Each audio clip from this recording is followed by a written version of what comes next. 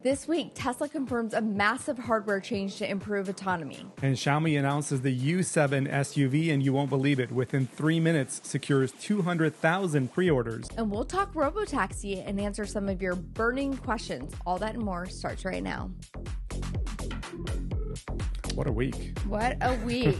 All right. So we are finally back and able to sit down and talk. It's been a while. And by the way, you can also listen to this podcast on all major platforms. That's right. And also at the bottom of your screen, you'll see chapters. You can skip to the topic of your interest. So check that out as well. All right. Should we just go ahead and get right into it? Jump in. Should we talk Robotaxi first? Yeah. How many rides did you end up doing when you were there? Oh, I think it was probably somewhere around 10 rides. Okay.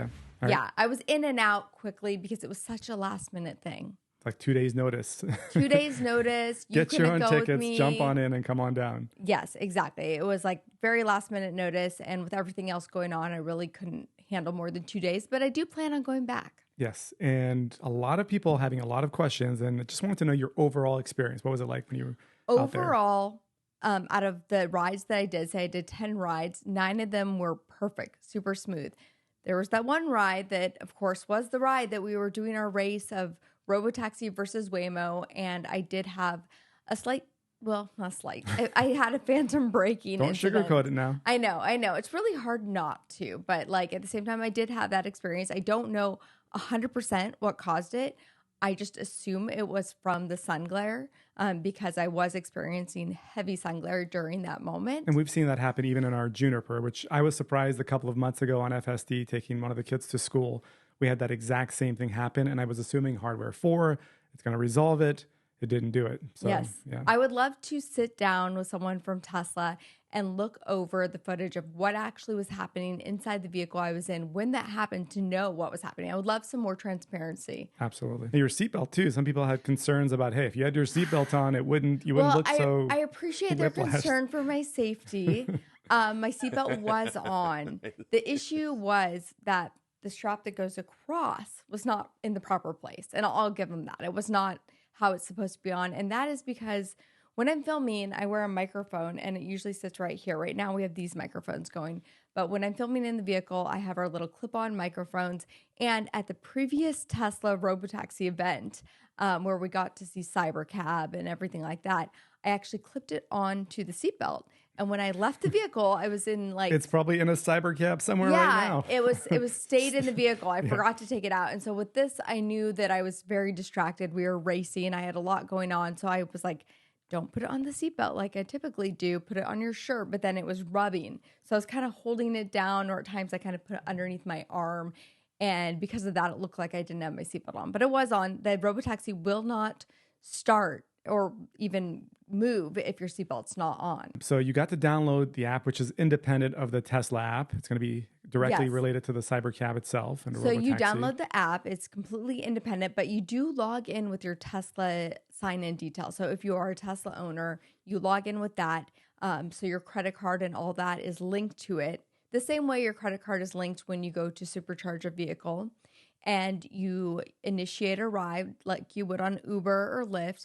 The car comes, you get in, you put your seatbelt on, and then we had to show them our app so that they confirmed that we were, early access members for Robotaxi. And then you hit start ride, and you can either do that in the second row or on the app. Yeah. And then it takes you to wherever you're going to go. You can kind of see it on the map, follow along with it. I do like that it also tells people how to get out of the vehicle, because if they're not familiar with Tesla, it's a little button on the door and it kind of shows people how to do that. And then you have the opportunity to, rate them. They have little lightning bolts. So you can give them like 5 stars, 5 bolts or whatever you want to give them. And then they ask for feedback. And I will say a lot of people are like, Tesla doesn't like feedback. They don't want to hear this. All the people that went were fanboys or fangirls in my case. And to some degree, that is, I guess you could say, true. We all cover a lot that has to do with Tesla. But they did really want feedback. And even with my feedback, which showed this incident, they didn't reach out to me and say like, oh, I'm upset that you showed this or anything like that. They actually did the opposite. And they said, thank you guys so much for all your feedback. We've all watched all the content everyone put out there, and they invited us to come back. So it wasn't that case at all. They really are appreciating that feedback. But then they have the little joke in there where you can tip them. And obviously there's no driver. So if you click tip, it says just kidding. And the rides they did charge for. So not only do you pay for your flight and your hotel and all that yourself only to get out there. $420, but I mean, yeah, it was interesting because when we've done Waymo rides, even in 2023, it was still free for these early testers. And back in 2020, when Waymo was doing, the first public rides, they were definitely free in those early stages, as well as you're essentially giving them data. So that's something to keep in mind. Yeah. And I think it was just that joke, Tesla always wants to have a sense of humor and hide little Easter eggs. And the 420 thing is like kind of a Tesla thing. So, they put that in there. But at the same time, I'm like, why are they even charging? That's silly, but it is what it is. Now, these robotaxis that we were driving around in, they're essentially the same cars, the same Model Y that we have at home right now in our garage.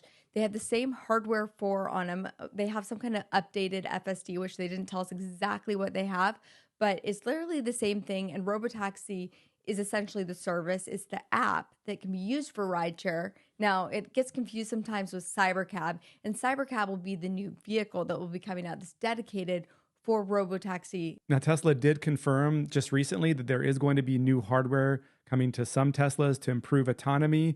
We're going to touch on that here momentarily. But speaking of your data, we provided a lot of data out there in Austin for Tesla, but sometimes you don't want your data ending up on the wrong hands.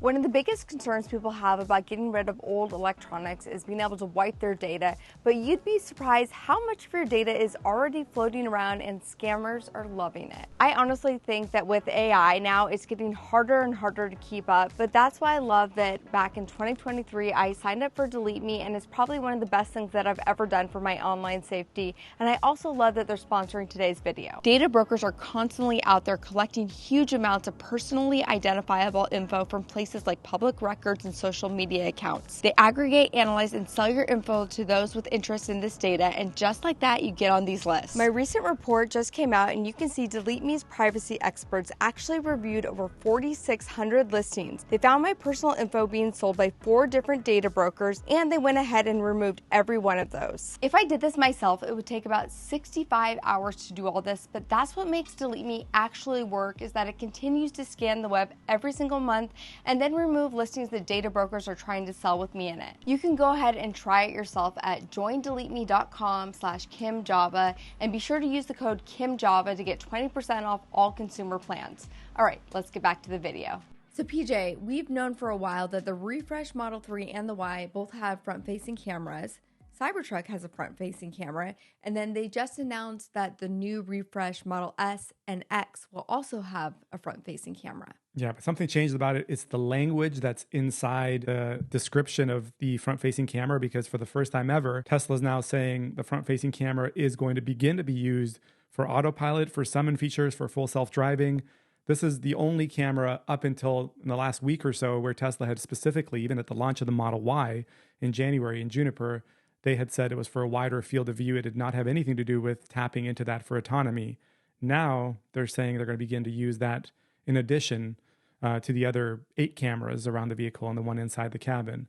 So what does this mean for people who purchase full self-driving and they are planning on doing Robotaxi with it, but they don't have that front-facing camera? Yeah, I mean, the hardware change is going to be interesting, because I'd imagine at that portion of the bumper, it might be easier to integrate a physical camera in, whereas if it was elsewhere on the vehicle, like in the B-pillars and whatnot, it might be a little bit more challenging. But I'd imagine if they're going to really upgrade those for free for people who've paid, that's a cost they're willing to do, to take on and physically wire and add cameras to that front area. But that kind of makes me wonder, when it comes to what you experienced with phantom braking, is that front-facing camera is at a very low angle. The sun, for it to be shining directly on it, almost needs to be below the tree line, right? It's almost impossible to think unless you're in an open desert. Well, it's not using just one camera. Of course, it has like 9 different cameras around it that it's using, and taking in all of that data and then using the AI to be able to essentially see 360 cameras around the vehicle. And again, I believe that my braking incident was from a sun glare, but I don't know 100%. There's really no way to know 100%. And when it happened, I had the camera on me, so I was looking at the camera. I wasn't even looking right in front of me. However, I will say in another drive, a cat crossed in front of the car, and the car slowed down, but it wasn't like that sudden brake. It was like a slowdown. Yeah. So it was different. This was more of, a hard break that you do experience with full self-driving in that sun glare situation. In that situation, yeah. And with Tesla specifically, Elon Musk, he had for a long time said vision is the way to go. We use our eyes to drive. We don't use LiDAR. It's like having 8, 9 eyes around your head, and you're able to measure it at different focal distances, and that gives you the best results. Whereas, of course, other companies using LiDAR, radar, sonar, ultrasonics, all put together, giving you redundancy in those areas, seem to think that's the way to go. But an interesting observation, and Elon, of course, has called this a fool's errand when it comes to using LiDAR, and has had his mind set on it for years now. But we were at Lucid headquarters about a week ago and spoke to a vice president and engineer directly in charge of the Gravity. And you asked him a really interesting question about LiDAR. Well, I asked him if he thought the cost was worth it when it came to having radar and LiDAR in the vehicle in addition to the cameras. And I mean, you can play the clip, but he said essentially that it doesn't cost that much. And he thought that extra level of security with it was worth it in the long run. Yeah, and this is Eric Bach. Again, he worked with Tesla back in 2012 in the rollout of the Model S. So he was directly working with Elon Musk as an engineer back then, and now he's over with Lucid. But he was talking about this and the cost not being a significant amount. I looked into it at volume. When you're producing vehicles at volume, the cost increase for having LiDAR units on your car is about $500 to $1,000 increase for the consumer at volume. So that's something that, you think about if Tesla's selling vehicles at $39,000 or $49,000, this pushes you over into the 50s. That's maybe a noticeable amount of number. Maybe they want to keep and save money there. I'm sure there's hundreds of areas Tesla's refined to save money that are even $50 or $100, all the way down to the ultrasonic sensors, which we know are literally $25 to $50. So I was just thinking about that actually with this new front-facing camera for the vehicles that purchase full self-driving and don't have that on it. We're planning on doing Robotaxi. I wonder if there's any way for them to they have a lot of those older vehicles. Most of them have the ultrasonic sensors on them already, but they made them inactive. So I wonder if there's a way to activate them again for Robotaxi, and if that would be a cheaper option as opposed to actually retrofitting them with a front-facing camera. I guess we'll find out. We don't know exactly if that kind of hinders their data gathering process when some vehicles are getting data in some way where others are in other ways. But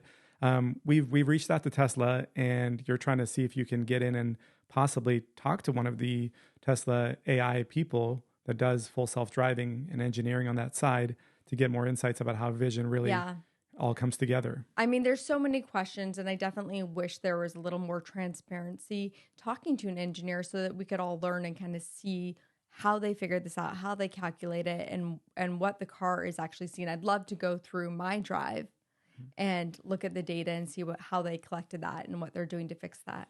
Yeah, let me say this. I'm extremely proud of you that you went and featured and talked about this, because I'm actually curious. You make me uncomfortable when you compliment me. What was going through your head when this all happened, and you're like, it looked like you got caught off guard, obviously, because the drive was almost over. You thought you were going to win, and boom, your stuff goes flying away. Well, I don't know if I thought I was going to win. At this point, I kind of had a feeling I might be losing, but we had done the drive like twice before, the same drive, and had never had an issue. So I wasn't expecting that to happen. However, I did, the sun glare, I noticed it, and I was talking about it because I was like, wow, whatever they've done in this, latest update of full self-driving, it doesn't seem to be having this issue. Because it was the exact moment, like it was exactly the scenario where typically full self-driving would have that issue. But when it did happen, I was like, oh gosh, there's also, and I'm filming, and there's an employee sitting right in front of me, a Tesla employee that's their safety supervisor. It's such a silly name. And so you're talking and you're like, oh gosh, he's listening to everything I'm saying. And at the same time, I do feel like if something happens, like I'm not going to try to hide it. I want to share it with the world. This is happening. That's what they told you. When you stepped out of the vehicle, you were telling me that the safety supervisor said, please share this information and, feedback on it. Yes, we appreciate your feedback. So, the feedback got shared with the world. Yeah. But at the same time, it does make you a little bit nervous because there is the aspect of previous, I haven't been invited to all Tesla events. I don't know if that was like a personal thing or maybe that, I try to like stay positive, but at the same time, like if I feel like there's a flaw or an improvement, I always share that. If you guys have been following our channel for a long time, you know that I talk about that. You know, I'm going to talk about that in a minute with like the Model S and X refresh, because I'm very disappointed in that. But we'll get to that in a second.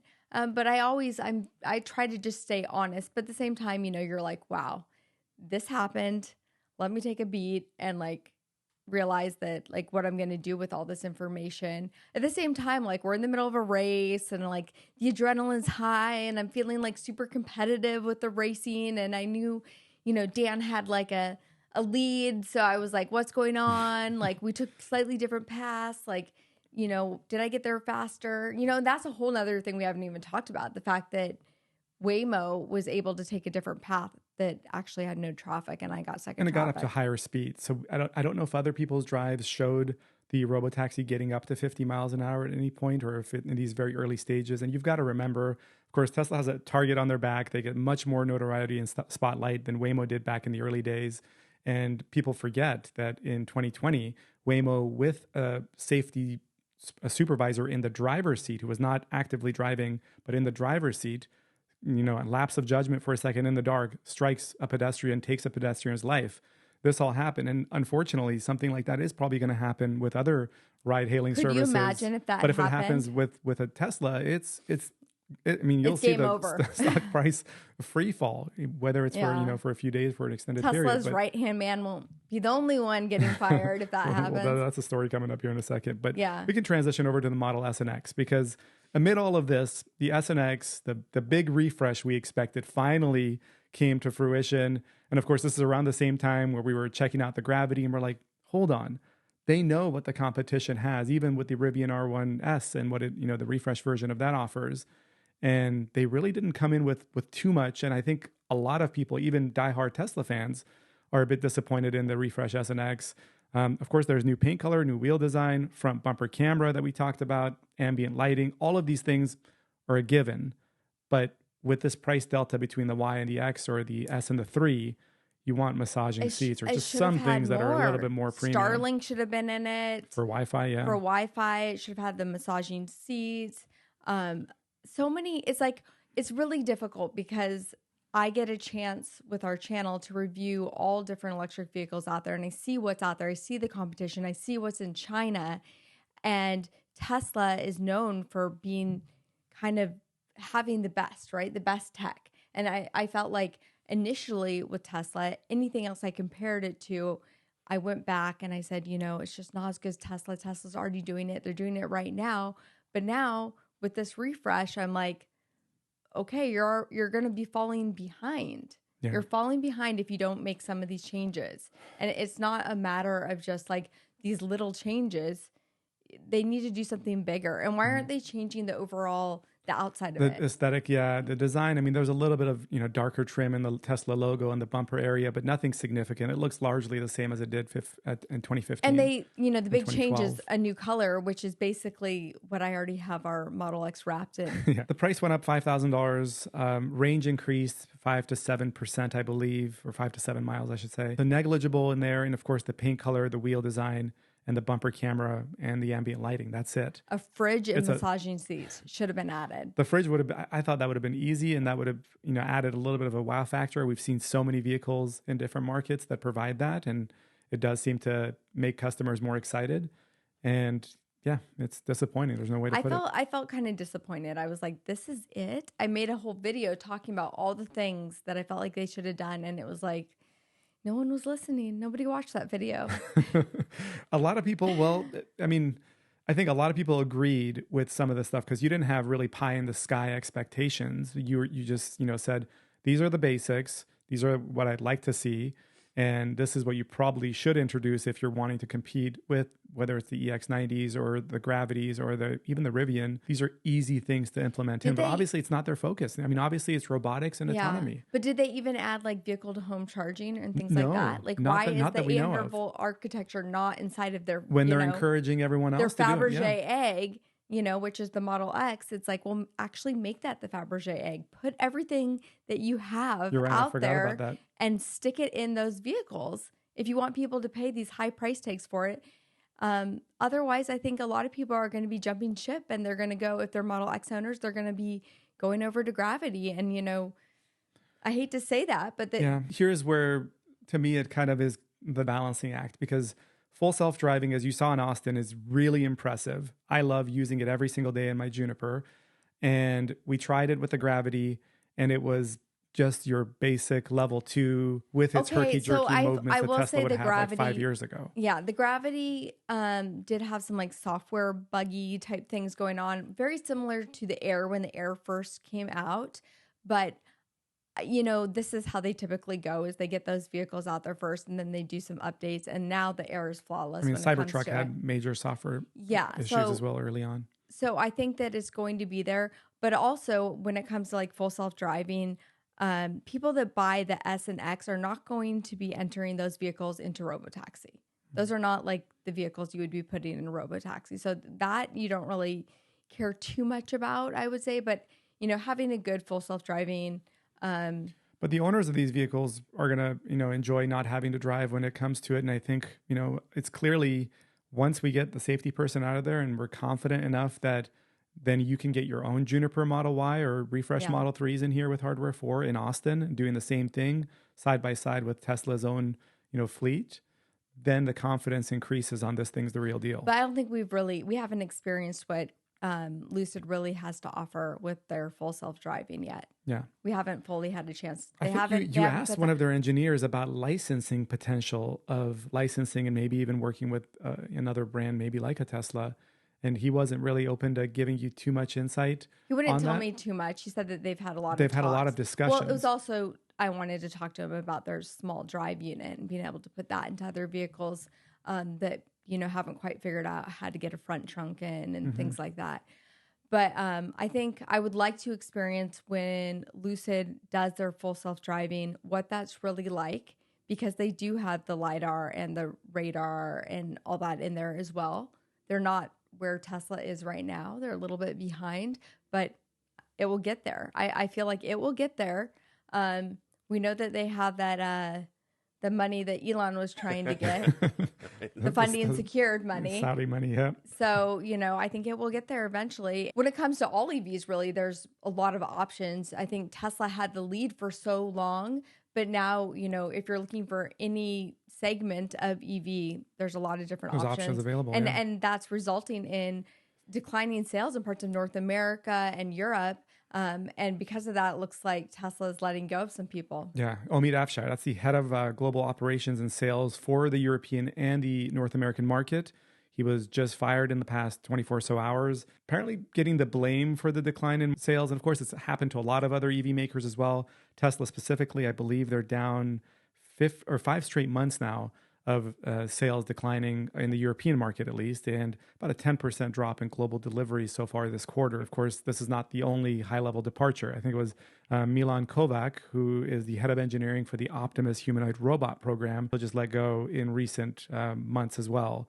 So, But she said it was for personal reasons. Yes. So I don't know, if it really was personal, then that would be it. And we also don't know 100% if he was fired. There's still some gray area there if Omid was let go or fired. And for those that don't know, he's known kind of as Elon Musk's right-hand man. He's the gatekeeper if you want to get to Elon, which obviously I don't know him or else, because I've never been able to get to Elon. You'd be sitting in our seat right now. But, it's sort of a surprise to a lot of people because they were so close. Yeah. What's interesting is Omid was actually promoted to this position of North American and European sales in October of 2024. So it's not too long ago that he got this promotion. And so very quickly into it, he departs. And if you're not looking at possibly getting the refresh Model S or X and you just kind of want to hold on to what you have, there's good news because looks like there's an extended warranty that they've added. Yeah, extended service agreement. This actually all came in during the whole hoopla of the Robotaxi event. So some of this news didn't get out, but you can now purchase a monthly purchase of an extended service agreement for your Teslas, for every Tesla besides the Cybertruck that's expected to be coming soon. But remember early on, you could purchase a 2-year extended service agreement for your Tesla where you'd pay, I think, between $3,000 and $5,000 and you'd get another 25 or 50,000 miles of warranty after your 50,000 that mile. seems cheap now. It seems cheap now. Yeah. So, well, in this scenario, you're able to get flexibility because you're able to purchase it monthly and it extends you out for 4 years and 100,000 additional miles, whichever comes first. So after your first 4 years run out, you can purchase an additional 4 years. I think it's $50 a month for a Model 3, $60 for a Model Y, $125 a month for an S, and $150 a month if you choose to get warranty coverage on your X. But it doesn't cover everything. That's the kicker, that this is a monthly fee that you're paying. So you're kind of like, we have health insurance, but now you have health insurance for your car that you're paying monthly. And then it doesn't even cover the high voltage battery. It doesn't. Yeah, exactly. So the battery itself does have a warranty that goes 8 years and 125,000 miles. Some models goes up to 150,000, I think, on the S and X. But this doesn't cover those. It doesn't cover wear and tear of your tires. It doesn't cover glass repair. But it just covers replacement for defects and materials of most of Tesla's manufactured parts. So if your air suspension has issues and just kind of clonks out on you or something along those lines, the seats, yeah, something happens where your motorized function on your seat doesn't work. Those are all covered. But again, if you've got a Model X, you're paying $150 a month. That adds up very quickly. But I keep thinking, like, what if you just put $150 into an account yourself? Yeah, invested that in Tesla, then maybe that's an option. Yeah, and you can do this via the Tesla app, by the way. You just go to the upgrades tab, service plans, boom, you get it depending on your model. Again, between $50 and $150 a month. And the beauty of it is it's transferable. So if you sell your car and you have the warranty going, I guess if you're doing monthly, you really can only have it for as long as 30 days. You wouldn't want to be continuing it for somebody else, but it is transferable. That's interesting. And then they also have a separate warranty for glass you can get, except for Cybertruck. Cybertruck doesn't There's qualify. a deductible, by the way, I forgot to tell you. $100 deductible for the 3 and Y and $200 for the S and X for you to use the warranty. Oh. Yeah. I just feel like that's not that great of a deal, but I don't know if that's just me. What do you guys think? Do you think that warranty is worth it? Would you be interested in doing that? I like what they put in the exclusions list. So they said no coverage on your drive unit and high voltage battery, which again has its own coverage anyway, up to 125,000 miles. No coverage on body work or paint damage or glass, or damages from, here it is, accidents, vandalism, or mods. So vandalism is put in their list of things that they wouldn't cover. But I mean, it makes sense. I don't know. I feel like warranty. personally, I would take $150 out every single month, and I would invest that in Tesla stock, and then use that as kind of my warranty for my vehicle. Yeah, if it goes down, it probably is not going to go down significantly enough to lose all of your 150s that you're not using. But you might have enough then to buy a whole new vehicle. Yeah. So who knows? But then they also have a separate warranty that you can get for glass. Yes, they've got a windshield protection plan. Again, monthly subscription. But the catch with this is you've got to sign up within the first 30 days of purchasing the vehicle. So you can't drive it around, get your crack, and then call them in. That sort of makes sense. But then also it doesn't cover Cybertruck, which has the largest, most expensive piece of glass in it. They say Cybertruck is coming soon. And right now, by the way, both the vehicle warranty and the glass warranty are all something that's US only, but expanding to other markets in the near future. But for the glass, it's $15 a month for all Teslas. And $100 deductible as well. So what would the benefit of this be? Because I feel like at one point we looked into glass coverage with our Model X and it was like $1 a month with our insurance. It is, yes. That's going to be interesting. Exactly. So, I mean, maybe Tesla has, especially for the X, with that glass, maybe you get better service or coverage on that one. But when it comes to glass in general, I think typically it's less than $15 a month for your insurance provider for most people. It's interesting. I'm curious if you guys live in other parts of the country. What is your glass coverage? I'm curious. Put that in the comments down below. I'm very curious. And speaking of competition, we've been talking a lot about what's out there right now. And Xiaomi just announced their YU7 in China, which eventually will be everywhere except for the US right now. Yep. But this will be a big competition for the Model Y. This just rolled out within 3 minutes. The YU7 is their SUV, by the way, second vehicle for Xiaomi. You drove the SU7, the sedan. It was nice. It was good. Nice. Yes. The YU7 SUV sold out, or at least got 200,000 orders in 3 minutes, which passed the Model Y orders, I guess. And that broke all previous records for a car launch in China, for any car in China. Starting price, 253,000 yen, which is 35,000 US dollars, which is 1,400 US dollars. less than a Model Y is over there in China. It's going to be very competitive, dual motors, NMC battery from CATL, 16-inch center touchscreen, panoramic display across the board. You've got Napa leather zero gravity seats, massaging seats, 2 screens in the rear, 0 to 60 about 3.2 seconds, and 478 miles of CLTC range, which translates to about 400 or so miles, maybe 380 miles if it were EPA tested. So very impressive range as well. So this is the type of stuff I keep saying that the S and X should have had in their refresh, is all this type of stuff we're seeing in these Chinese vehicles. Because if they're let into the US, that's will be a big problem.